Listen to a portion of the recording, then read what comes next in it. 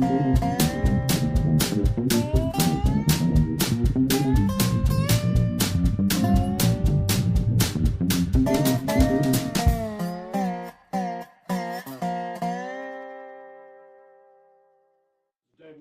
Monk, WEFT campaign 90.1 on your FM dial, and we have Larry Killow here today. He's a Gandhi dancer of great repute. Also works as independent media, and he'll talk a little bit about railroads because we're concerned about Route 45, and especially I want him to talk about the bridge over Windsor Road, which didn't exist 10 years ago or 15 years ago. And the railroad had to be moved so that a bridge could be put in. And we'd like to know a little bit about the engineering, which also leads to lots of trucks putting gravel in and creating a situation where we have trees instead of prairie. So we'll come to that. Some very good meetings this week. Saturday was Grand Prairie Friends stewardship meeting, and that brings together a whole bunch of different people. It's run by Grand Prairie Friends, chaired by Jamie Ellis, and what we all do is come and exchange war stories and tell each other what we're doing, so we get to know each other. It happens once a year, and I find it very productive. We're back and forth with our ideas. Sometimes there are challenges, and I just sat and wrote up the details of the different people that were involved. It might be Bruce Tickers at St. Joe with wetlands. It might be Bob Vaden with Weaver Prairie on Main Street. It might be discussions of the railroad bed, Banner Park District, Champagne people. It's just as a healthy situation. I like to do that and record some information just so I remember the people. Some of this has involved a 140-acre acquisition in Charleston, so the people from there have decided to move to Urbana. And so those stories, Beverly told a story about Washington State where she went to school, and unglaciated areas in the Palouse Prairie, which is a very dry prairie where you have rain falling on the Sierras west, and then there's a dry area between coming to the Rocky Mountains. And she had experienced that. So these little stories, other people have prairie cicadas to talk about, and just remind you that is there. Next meeting I went to was at the Banner Free Library, and it was by about Negroes in Illinois. A rather innovative fellow named Brian Delano has found a book that never got published from the WPA era when people were paid to record things, and these were Negro papers, and never got published very much. So this is he's edited this, brought this book together, and he's a white person in a black community, but I think everyone is very pleased that he has brought this information out of the archives and presented it for his first time. It's a resource that's used by researchers because they knew where it was, but now it comes out into the open, and so his presentation was very good. And the book is available, and it's the sort of book you need to buy in order to support these sorts of researchers, and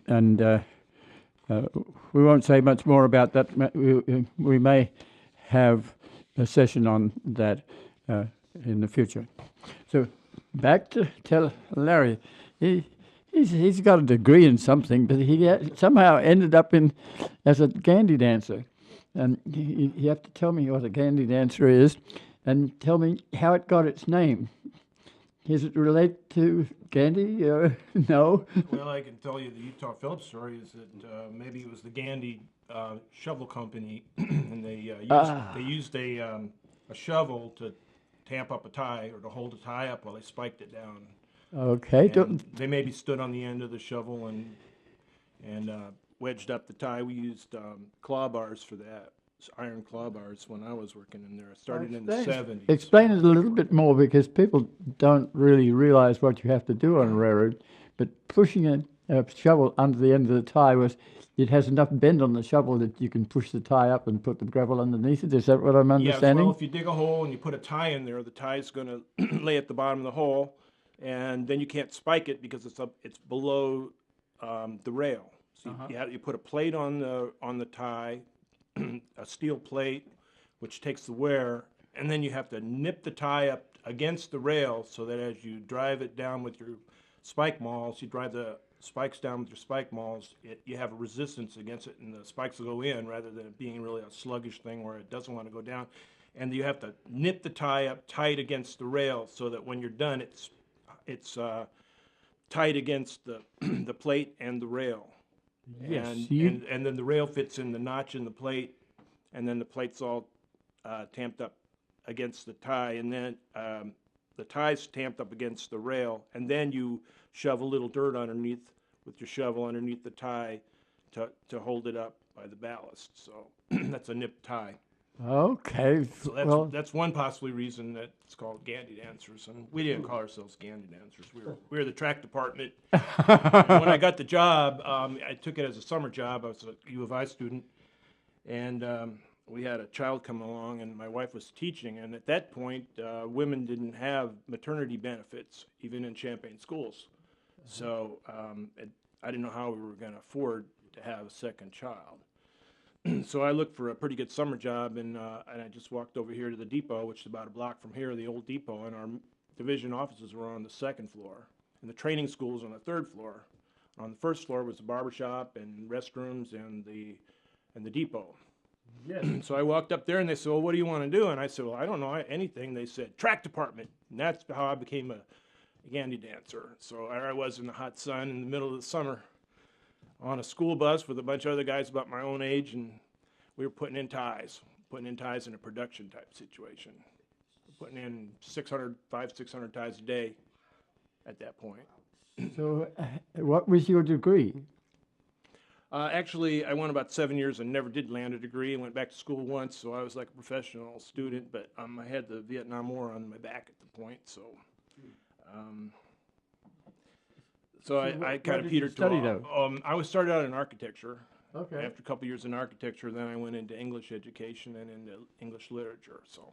Okay. Well, now, so where did you Both do my kids graduated from college, and my wife graduated college. Both of my son-in-laws did not, and I didn't either. So, it seems like all the women are getting the degrees, and the guys are finding other ways to succeed. Yes. And one of them is that it's changed from you hand putting in ties to having a machinery that puts in ties. I was recently over on Norfolk Southern corridor between Monticello going north, and there are probably about 13 little gadgets that came along on wheels, each with its respective caretakers, and they would lift the rail, take out a dead tie, take out a plate that was worn, and replace it. So tell Probably us. A bigger plate, probably bigger rail. Yes. So tell us a little bit about the other end of where you started off with a shovel and various other items that we might discuss too, because you need to make that rail exactly the right width. Otherwise, the train will fall into the middle of it. Right, and if it's too tight, then you're going to have the rail's going to get pushed out by the train anyway, and it's going to mess it up. Yes. Yeah, it's either going to wear the rail excessively, or it's going to make an oval out of the spike hole.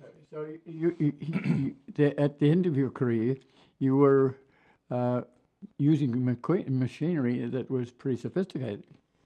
Do I imagine you with a laser beam and trundle cart away out in front of you, and you're tamping the rails or Yeah, moving?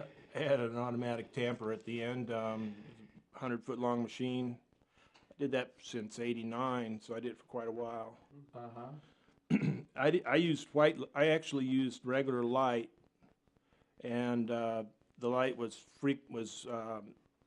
filtered to be in the red category. That sort of filtered out a lot of extraneous lights that might interfere with the system. And the machine was set up so that photocells received that light, and when they saw light, it raised the track. And when it cut the light off, the shadow board was raised along with the rail. When it cut the light off, it stopped. So you have That's the little clamps. basic. You have little clamps that go onto the track and lift it. Right. It had a clamp set up below it, and the clamps grabbed the rail, lifted the rail up, made one higher than the other if need to be, put super elevation in track, and it also had a lining operation, so it could make straight track or it could make curved track. That light ran down the side of the machine, so I can do up to a mile a day with that thing. I had a guy following me with a pursuit tamper, and these are called tampers. Okay, so remember the shovel? All right, these replace the shovel in a way. They instead of actually put your foot on the shovel and throw a little ballast under the tie, and then push the shovel down and kind of pry up with the shovel and put a couple whatever you need, but shovels will get ballast under there and prying up. This machine lifted it up, made a cavity, and then it had vibrating work heads that dropped down. I think they weighed something like 1,800 pounds a piece or something like that, and they squeezed actually compacted the ballast, and then when you let go of the track, it stayed where it was. That's the way we did it. So yes. So I went every other tie, and if I had a junior, the junior went every other tie. The one that I skipped, and he didn't do anything to the track. He just filled it in with the ballast. He's just a pursuit tamper, and that gave me twice the distance. Wow. And the machine I had actually could tamp switches too. So the heads had the vibrating work heads had to be able to be moved. You know, because as the switch comes crossing rails, you have areas that the work heads wouldn't fit in there. You know, and you had other areas where it was really wide, and you had to be able to move the work heads around. So I was able to go straight through switches too with the switch. Switches are very complex things because they're a pain in the butt for the railroad. So the rule of thumb is if they can, they take them out. yes. And that's was a big hassle for us because then we had to go 30 minutes to get out of the way of a train and 30 minutes to come back. So there's just an hour in travel, and you call the dispatcher and tell them you want the track. They say, how long you need? You say, well, we need an hour of travel and we need an hour to work. That's 2 hours. You go, well, I can give you an hour and a half, but that's all I can give you. So sit on your keister and wait. So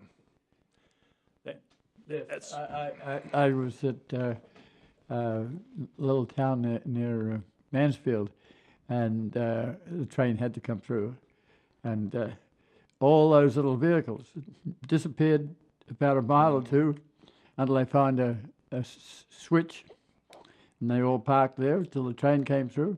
And I was sort of amazed that they'd just been working on that railroad bed, and the train came through and used that line. And I assumed that some of it was still in process. well, you have to get it back safe. That might mean spiking every other tie. You know, it depends on the speed you're going to run the train. How good the track is kind of depends on how fast the train's going to go. So, Yes, if it goes slow. yeah. So when you start your production, and you have to decide when is the stopping point, because the back end has to catch up to the front end and get the track back for the night. Yes. Okay, so you may have to shut down at 1 o'clock in the afternoon to be done at 3:30. So these trains that are coming through are mainly freight trains, and they're worth millions of dollars. So you don't stop them. And they're heavy. And they're prioritized. Who do you think's the most high priority train? As far as you don't dare stop it. I don't know. It's certainly not a people train. It is. It's a passenger train. Passenger train? Mhm. You don't stop Amtrak. No. Wow. Heads a roll. Next priority train is probably the intermodals. Uh-huh. And it's And explain an they're allowed to intermodal. run about 5 to 10 miles faster than a normal freight. The That intermodals do. fairly Intermodal, lightweight, and they have shipping crates on them that are standardized shipping yeah. crates. And the train does not disconvolvulate. You don't pull the train apart. The train is a platform onto which you, with a gantry crane, you drop a shipping container. And the, And it came in on a ship, most likely. yes, and the And train, it's a container set off the ship, put on a truck, say or at a Los train, Angeles, and then used railroad, and then came into somewhere like Chicago, and then when it's finally unsealed, it comes through customs. yes. Just like it came into the coast, but it can come in way inland. So that's so much, Intermodal, different modes of transportation, all involved in intermodal. So that requires an intermodal yard. And we used to share one, and then we built our own at the Markham yard. And the entrance to that thing, I had something to do with putting that in. That's right underneath Interstate 80, just before it goes across the quarries. And if yes. you go east on 80, going to Michigan or to Indiana, it's 8094, I guess it'd be. And you'll go across those quarries. We have quarry on both sides, left and the right. Well, just before that, you go across our big rail yard there. And they took out one hump yard and put in an intermodal yard.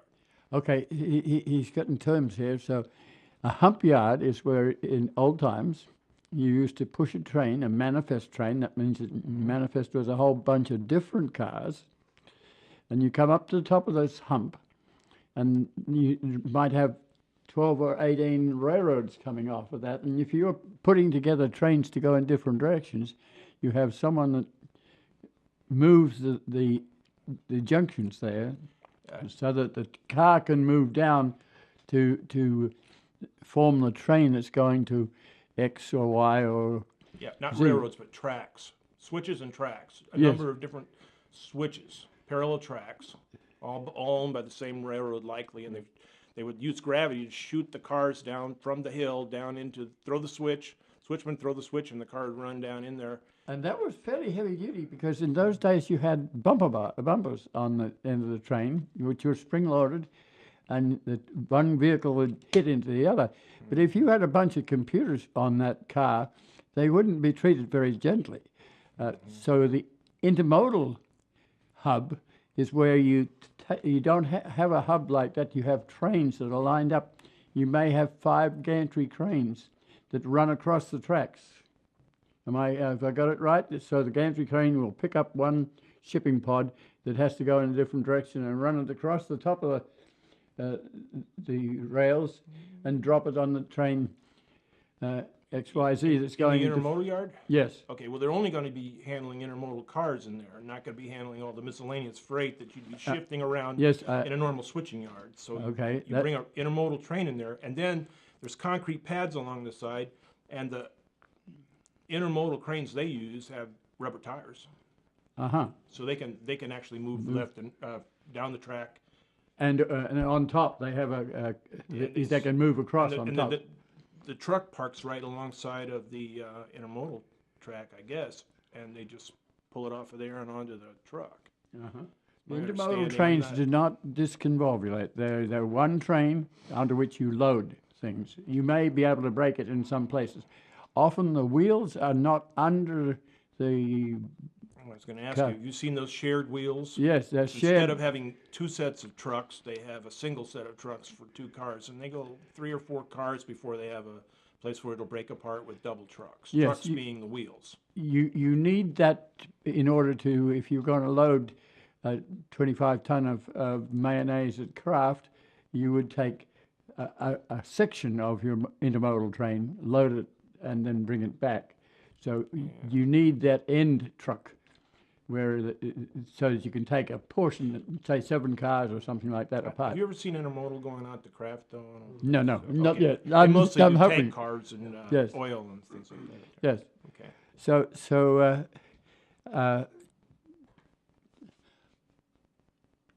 I'm trying to figure out whether Okay. my so listening going back to public. switching. Going back to switching. Yes. Have you ever heard of retarders? No. Tell me what a retard. Okay. Well, these cars get going pretty fast down the hill into the tracks, and they want to slow them down a little bit. And the only way to slow them down without getting run over is to have what's called a retarder. and it's some kind of an extra guardrail that will actually squeeze the. Track. It'll. I'm not sure whether it comes in electrically or with the air, but it'll squeeze the wheels as they go by and slow the thing down. And they're made for heavy cars, right? So the story that I got was the section gangs working up there in Markham Yard every once in a while.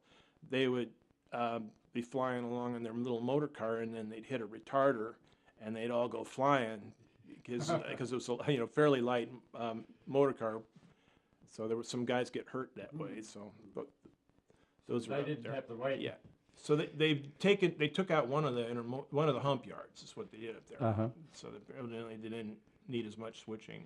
The hubs are like 300 miles apart usually. So we have none at Champaign. We have one at Memphis and one in Chicago. Intermodal? Yes, intermodal yards are. Memphis, yeah. But they were talking about taking out the Champaign switching yard totally. Yes, we're watching. And going from Chicago to Memphis with this. At the moment, I think they that need. would mean some guys losing their jobs and then not a whole lot of use for the Champaign yard either. Oh yes, I could put And it there's into a yard natural office area. there and, yeah. So yes, it could become an interesting open space. When I first hired in, we had so many switches between here and Bradley Avenue. There was a gang that was at by the tower. We had a tool house on this side of on the west side of Market Street, and the Champaign Tower was on the east side of Market Street, where the railroad crosses. You remember the tower? Yes, there was a tower where East and West Railroad crosses north and south. That's right. Right. So it's where near Washington and Market, just east of there, and the tower was on the east side of the railroad and on the north side of the east-west railroad. Yeah, that's where the tower was, and he had these big levers, and these were mechanical levers. You had to put some force in it, and he could squeeze the handle to unlock it, and then he gives it a big pull, and that would mechanically move this long bar with joints in it, so it would go all the way to a switch, and it would flip the switch. It would switch the switch from one direction to the other, and these switches had numbers like 23 switch and 57 switch. And in the wintertime, with that, and so the signals were. All right. Well, I'm talking about section work here now, but I used to do section work in the winter when we could no longer put ties in out there on the main mechanically. Ground froze up, then I'd come in, bump into the sections, and work the winter in the sections if I had enough whiskers to do that. So. That was one of the sections. During the fall or so, they would take these things called burners. They were little iron rectangles. Got some of them. We'd stuff them full of jute and then cotton or jute, and then they could be filled with diesel fuel.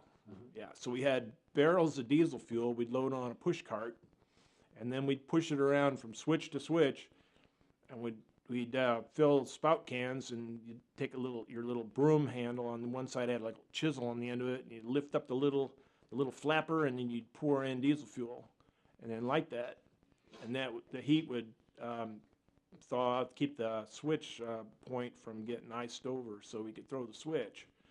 And then there was pieces of sheet metal that were nailed to the side of the tie in case that thing flamed out, to try to protect the switch ties from catching on fire. And then about the time we'd get the last switch filled, it'd be time to get down to the first one and start over again. We did that all night long. It was a job just to keep filling them. But nowadays, number one, there's not even 10% of the switches out there used to be. You've taken out a lot of the switches. Yeah, and on whatever they could, they've been making electric switches, so they could be thrown remotely by the dispatcher in Chicago. They took the tower out. So now it's all run like a kid with an electric train out of Chicago. He runs it all the way down to New Orleans, my railroad. The Chicago area has one dispatcher number 1, and dispatcher number 2 runs from maybe what's it called up there? I'm trying to think. Well, just north of Kankakee, all the way to maybe Effingham. That's number 2, and then number 3 goes from there on south all the way down to the one down there down run in New Orleans. And they can throw switches. They can also tell what the temperature is in Champaign, and they can just see what the weather is, and then if they decide it's starting to snow, they flip a switch, and then the burner comes on remotely. It looks just like your furnace in your house, Yes. but it blows warm air down a ductwork against the rail.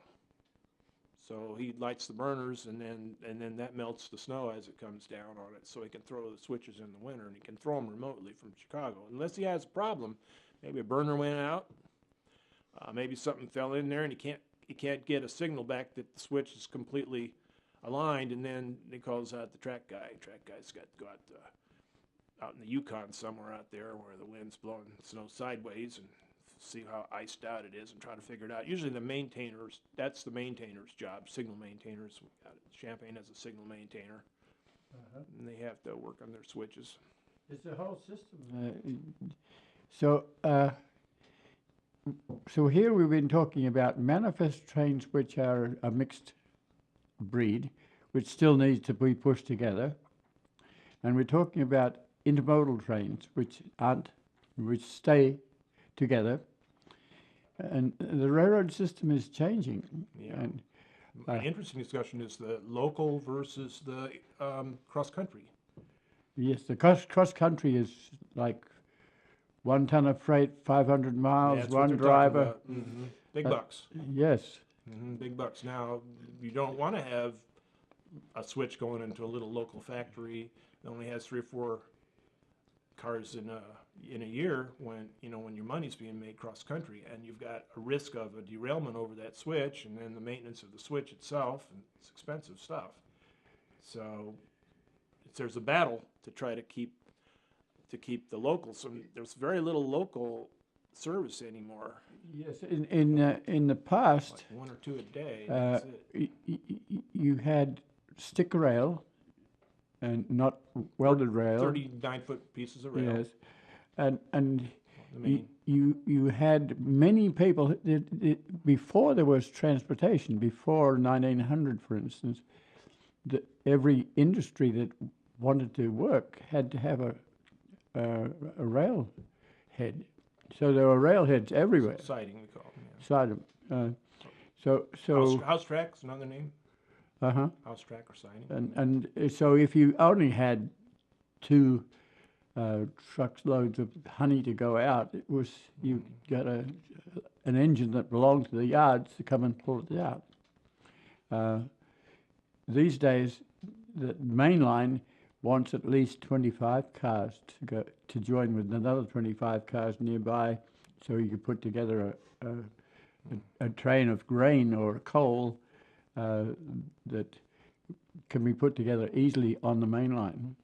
And that's a different cat. So what you're saying is all these little obsolete lines that are now serviced by truck are no longer serviced by rail, and they come out. That's right. And there's been some irate owners when they instructed us to take their switch out.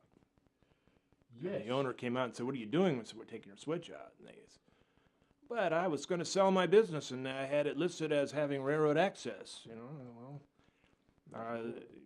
Yeah. So down in Sullivan, I was actually able to talk to a business owner and said, "Hey, I order a bunch of railroad cars because they're talking about taking your switch out." And I know they stopped that. We didn't take that switch out, but I think about a year or so later they did. So he must have ordered something or found out it was cheap. I said, at least find out which is cheaper, truck or rail. And, if it's rail, move all your grain by rail for a while, or order at least 25 cars or something or other next year and save your siding, save your house track. Yes. So Well, we didn't want to take those out because that's where we tied up. We tied up on these switches, and they weren't owned by the railroad either. So in a way, we were sort of trespassing. Because the railroad would only own they'd own the switch and maybe 25 feet, and then they'd mark where the ends of the ownership was. So that if anything went wrong with that siding, if he had a car on the ground, he had to have someone else come in and fix his track. So we did less and less of house track work.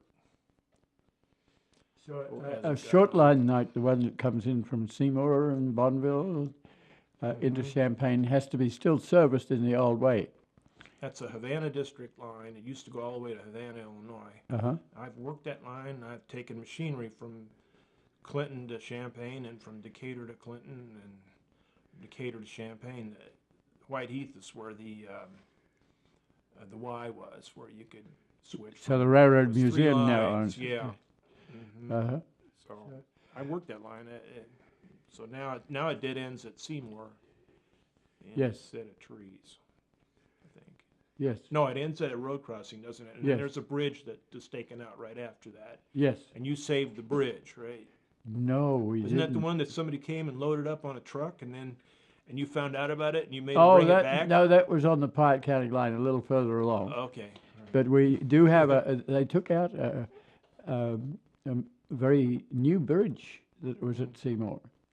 When you abandon a railroad, it is mandated by federal law that you take out the bridge.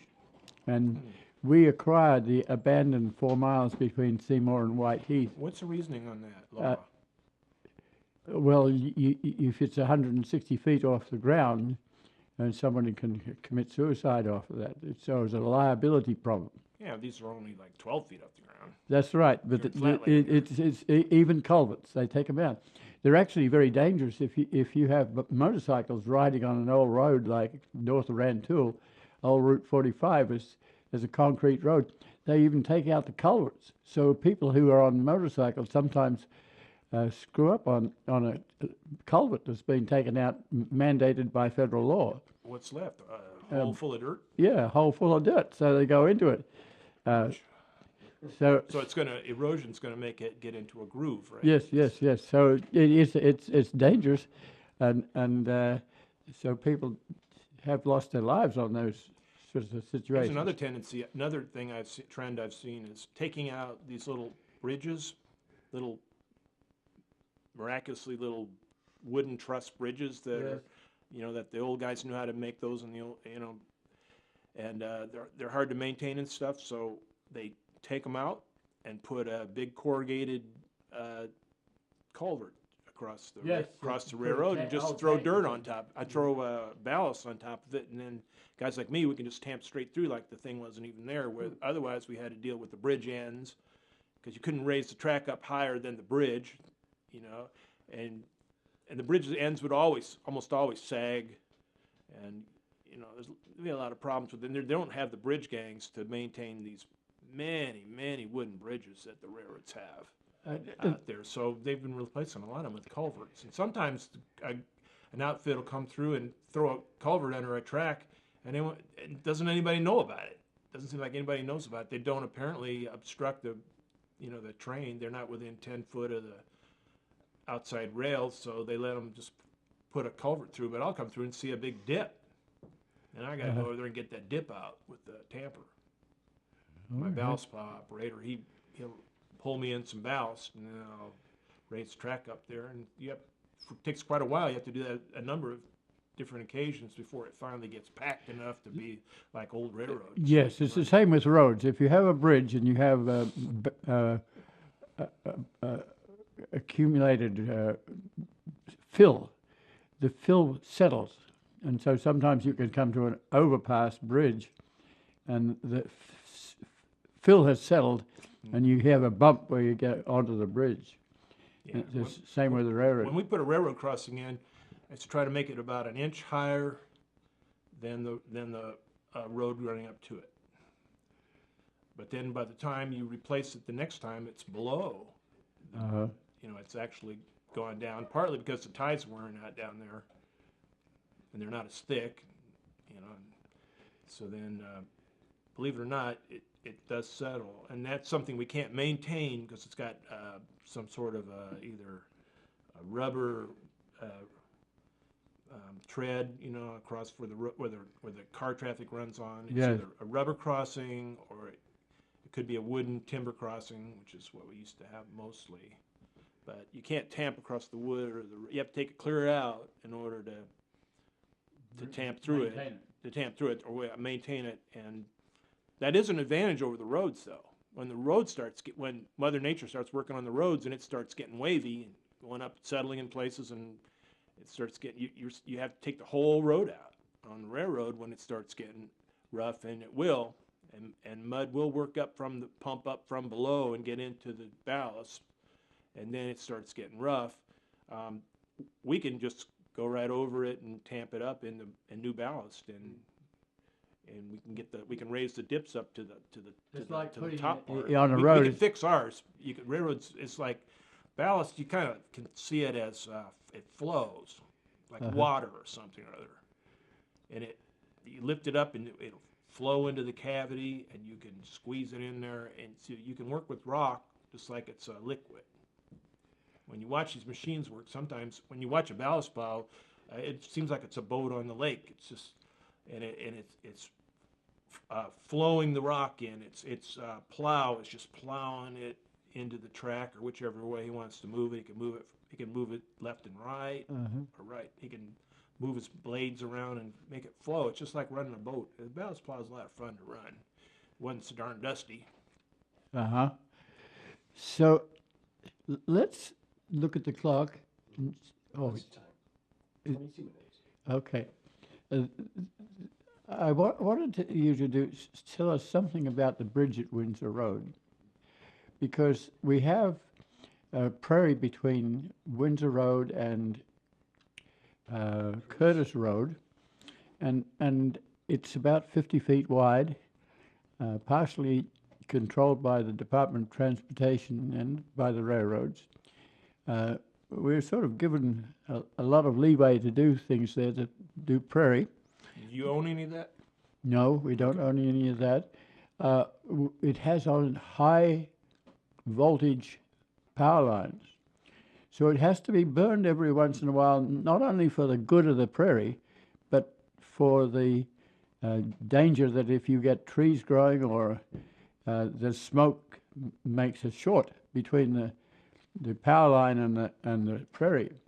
So at the north end near Windsor Road, where they decided to put Windsor Road through from Havana through to Champaign, it was not normally open. You came to First Street, there was no road between First Street and Neal Street, which is 45. And they decided to... Ever since they elevated the railroad. Yes. Now, so we're talking about elevating the railroad. So that's fairly recent history. Yes. Okay. And so it's lifted up 7 feet and moved east 25 feet. That's because there was the Ombra, the upper reaches of the Ombra comes through from Maynard Park and from various places, a sort of palmate drainage that comes through under a stone arch bridge there. And so in order to raise the railroad and put in an underpass, so it was both railroad up and road under, then you had to do something with that creek, and you had to take the railroad east, but it's too costly to take it east and put in a temporary railroad and come back to the main line. So you have to have a curve. So, and you also have to have ballast that goes up onto the bridge. And so there was a lot of disturbance at that end. So now there are trees there. And so as Red Bison and other groups are trying to burn that area and maintain it as a prairie, they have to face some history that's railroad history. So can you tell us something about the engineering that's necessary to put in that sort of bridge and to take out the old one? We've tried to buy the little strip of old railroad that's still there, but you have to go out and around and come back in onto the main line. And that... You tried to buy what? We tried to buy the little piece of railroad that was left. When the railroad was moved, you have a little bit of right-of-way that used to belong to the railroad. Right-of-way, but there's no rail. No They railroad. already sold that. Yes. There were a double main running all the way. Yes, the bridge was... The upper main line, and it was the southbound was just like a road. The right side was southbound, and Yes. Let's see, it's the west side was southbound, and the east side was northbound. And they took out one of those lines, thought it'd be a little cheaper, and put in little pieces of what used to be the southbound and northbound. They used it as a siding, so there are mile-long sidings, 10 miles apart up and down the railroad, and that's the way they run it now. And that's, you can imagine a slow-moving train like a local, what a mess that makes for high-speed and fast-running trains, and how fast they overtake those locals. And everybody has to have a place to go. So on that bridge, all right, when we got there first, the railroad got there first, railroad engineered that before there was a West Urbana and a Champaign, and it's straight as an arrow through there. Yes. Now, what traditionally, let's take 136 and up at Rantoul. When they put that new 136 bridge in, they built a temporary bridge to the side of it. And then we moved the railroad out of straight and probably slow ordered it and ran it across that temporary bridge while they built a permanent bridge. And then we moved the railroad back into a straight line on the permanent bridge, which is what they should have done at Windsor Road. But I imagine that somebody got their palm greased and they put the temporary bridge in, and we had to put our curbs in there, and never built the permanent bridge. So they only had to build one bridge instead of two bridges. And even your temporary bridge had to be a pretty stout bridge because it had to handle heavy freights, and so I think the main reason it was temporary was because it wasn't in a straight line with the fast trains. Trains go through there 79 miles an hour. Now Pastern does, and I watch trains go down through there, and you have to super elevate the track on your curves, and it's a series of 4 tracks with straight track going across the bridge. So you watch the train, and it just rocks left, and then part of the train is rocking to the right, and then it's just rocking back and forth. And so what a ride that must be in that train. So there was a time when I made it into a 3 curves. I had a little left-hand curve, and then a long right-hand curve, and then another little left one back. Let's explain to you. We explain with rivers sometimes that there are sigmoid curves. If you have a piece of steel and very narrow piece of steel, and you push on either end, it makes S-shaped curves. And so you're talking about an S-shaped curve, which is better than going straight because the train is always trying to do the S-shaped curve. So you're making curves that are... Train is trying to make the track straight again. Yes. Yeah, it tends to bunch up the beginnings of the curves, and it tends to, so... There's a physics to this that's rather important. And make it straighter. To have a when curve. when you're re-engineering a curve, you're always pulling in the spirals a little bit, and then pushing out the full body of the curve. That's my experience over years. And then it doesn't get. You'd think that your outside rail is higher than the inside rail for centrifugal force balancing with gravity. You'd think that would go down.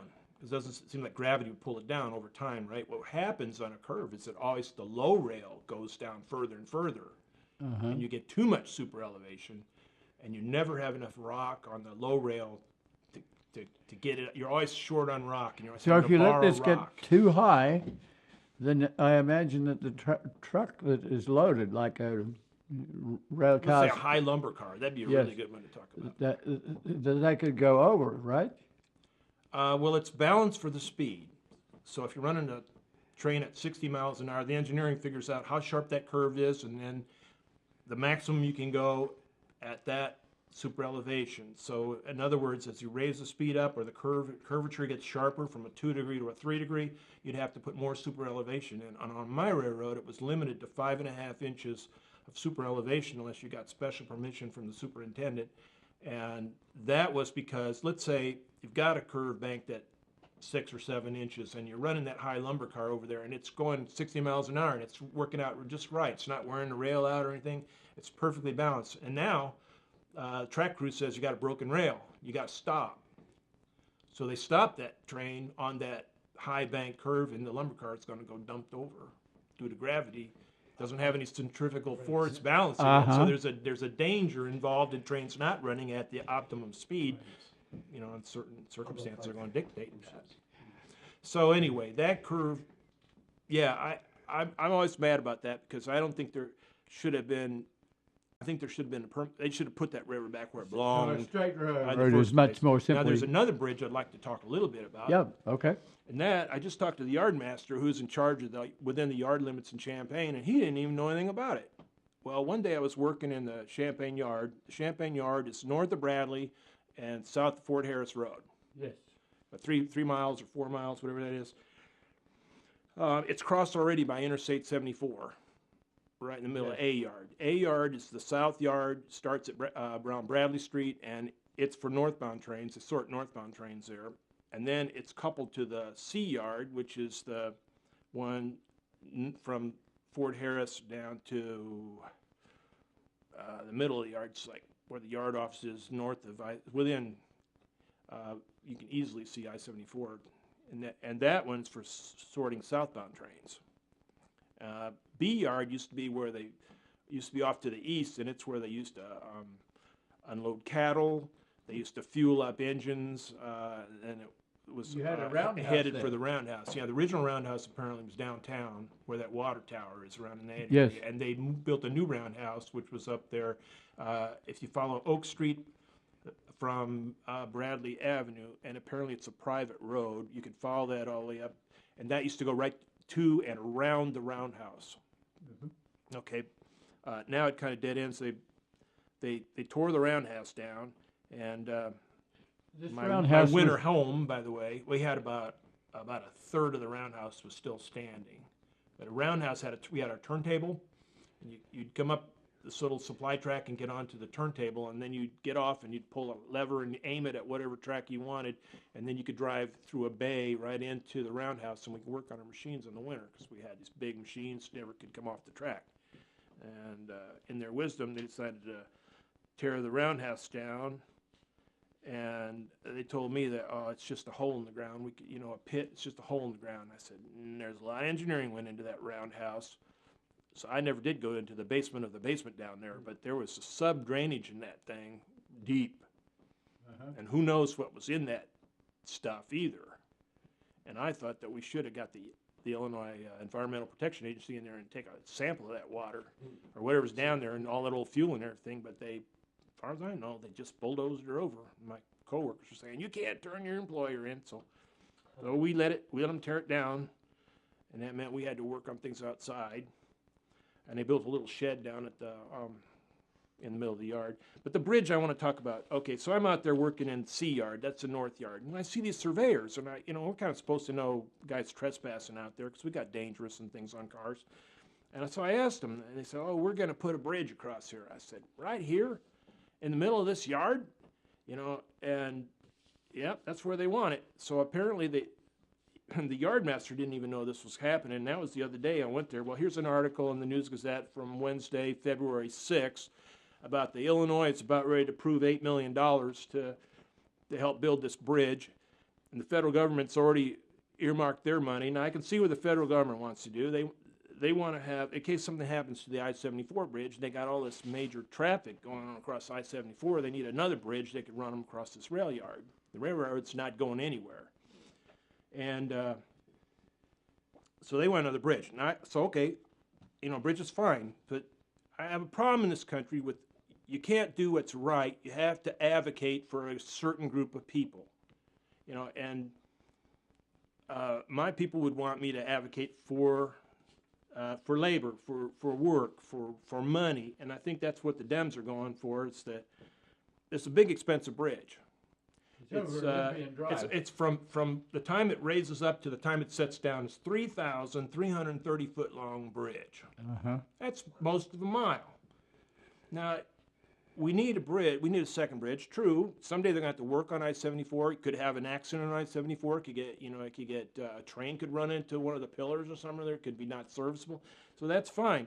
But they want to make an Olympic Drive through road connecting 45 to 57, but that's within eyeball of the I-74 bridge. What they really need is they need to build a cheap bridge, and if you just go up a little further, instead of they wanted to go across at milepost 124.7, and our track goes down from 13 tracks to 5 tracks at that point, but the yard's no narrower, and there are 2 ditches to cross. So it's still got to go a long ways elevated on posts across there. If they would just go up to milepost 125, 124.2, that's another half mile up, there's only 1 track. That's where you come into the yard. That's Fort Harris Road. So we could put a 20-foot bridge across there instead of putting an elevated 3,000-foot structure, across the middle of the yard. It just makes absolutely no sense. If they have a lot of money left over, let's put something down there at Bradley for those poor people at Bradley that never got the courtesy of a bridge, when they first elevated the When you have several track, trains, it's a pain in the tail. Oh man, and they what they do is they'll stretch across there and then they'll change crews. The engine will be up there at the yard office and guys will be getting off and other guys will be getting on. They'll be talking about they're getting their lunch and talking about what's the latest political news. And Or all the whatever they're cars talking are about, and then accumulating. the traffic's just sitting down there waiting for the tail end of the train to clear.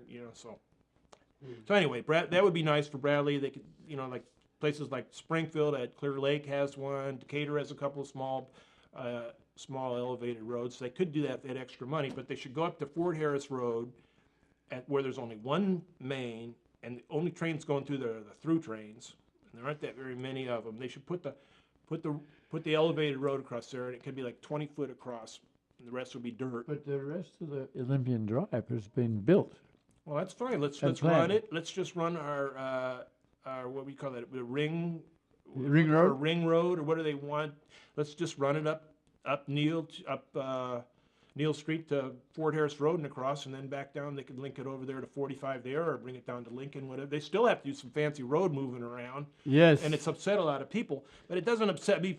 The reason it upsets me is because here's an example of wanting to build an expensive bridge, because it's going to bring a lot of money into town, a big construction job, and when they could build a simple bridge. And let's build a simple bridge, because it's just taken out of one pocket, put it in the other pocket, basically. All this money.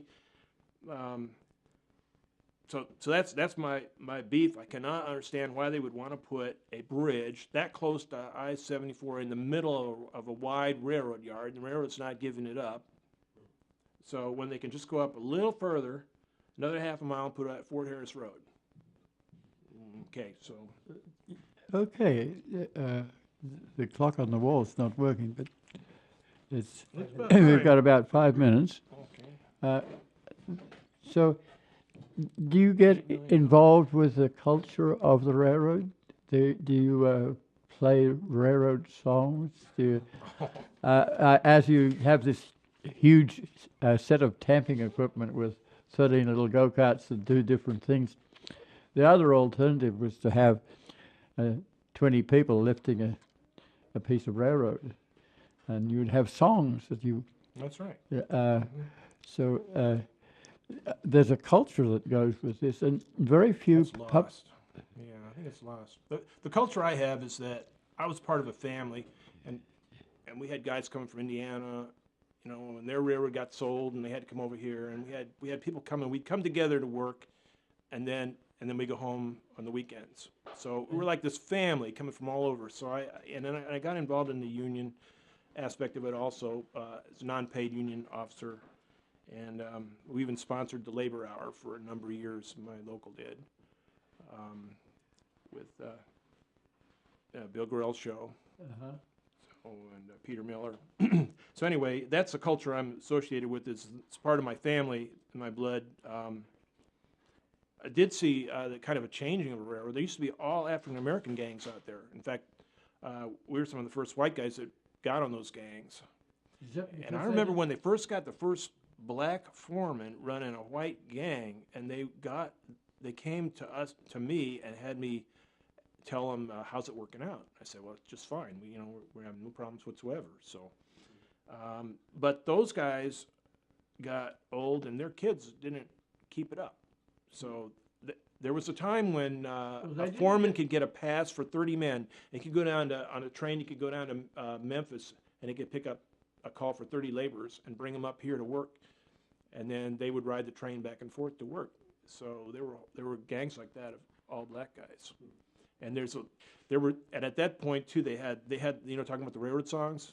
Mm-hmm. When you line track and you did it manually, that's the track got a little bit out of alignment, or it's a new piece of track you just put in and you want to get it straight again. The foreman would go down the track and he had hand signals and he would eyeball it, and then you'd get lining bars. And he'd say he put a hand across the stomach. That meant middle of the rail, so he goes point his finger south and go middle. So you go down there and you kind of bunch around the middle of that particular rail. Some guys would get on this rail and the other guys get on this rail, and it was all nailed together, right? So then you would have to line it over with your line. You'd stick your lining bars down and you bump it over with this lining bars. But if you're all fighting each other, you know, if you're the only guy going at a time, it's a single guy. So you want everybody to go get all the horsepower you can out of everybody. So they would sing these songs. Hey boys, can you line them? Ooh, hey boys, you know. And they had those songs, and that was a pretty good job because the guy learned all those songs. Then he didn't have to line track. All he did was sang the songs. Well,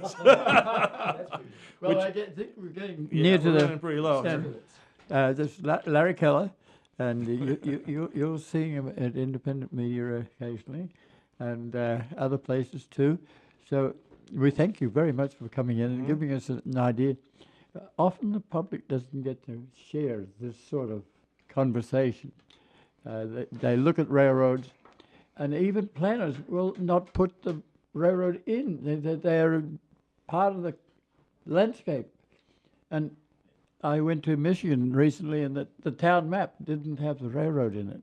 And it's such a landscape image. And I find that strange. But it's partly because that part of the community doesn't understand the railroad part of the community. So we're glad you came in and give us some sort of feeling for the railroad, the working side of railroad. And when the railroad goes through a suburban community, and maybe they're raising the rail up, they pass laws saying that they can't blow their whistle. And that's just a safety issue there. So Yes. Well, you're running into urban and history going together here. this is Dave Monk, Prarie Monk, WEFT, Champaign, 90.1 on your FM dial.